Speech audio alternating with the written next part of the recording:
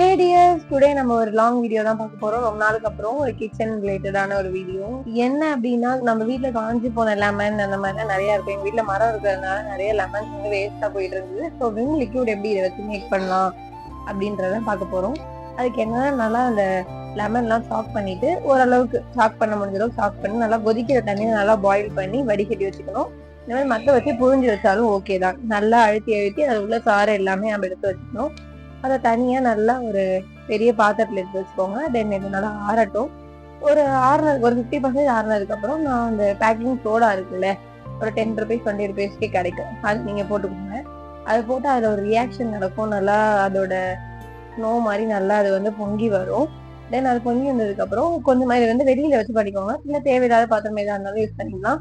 தென் அதுல வந்து சோப்போட தண்ணியை லைட்டா ஆட் பண்ணிக்கோங்க. ஏன்னா எக்ஸ்ட்ராவா இந்த நுரை வர்றதுக்கு தான். அது வந்து அழுப்பான தன்மை இருக்கும்ல. ஸோ அதுக்காக வேணும்னா ஆட் பண்ணிக்கலாம், இல்லை ஸ்கிப் பண்ணிக்கலாம். நான் இது ஃபுல்லாவே மினரல் வாட்டர் தான் யூஸ் பண்றேன். அப்பதான் கெட்டு போகாம இருக்கும். தென் சேனல் சப்ஸ்கிரைப் பண்ணாதவங்க சப்ஸ்கிரைப் பண்ணிக்கோங்க. இதை நான் கிசரின் ஆட் பண்றேன், ஒரு 2 ஸ்பூன் போல இருந்துச்சு. ஸோ ஆறுனதுக்கு அப்புறம் இது பண்ணாதான் அது வந்து ஒரு மாதிரி குழப்பா நல்லா அது ஹேண்ட் வாஷ்லாம் இருக்கும்ல, விம் அந்த கன்சிஸ்டன்சிக்கு வரும். கொஞ்சமா நான் கலருக்காக இல்லை மஞ்சத்தூள் ஆட் பண்ணி பார்த்தேன், பட் கலர் வரல. இது வந்து நம்ம நேச்சுரலா பண்றது.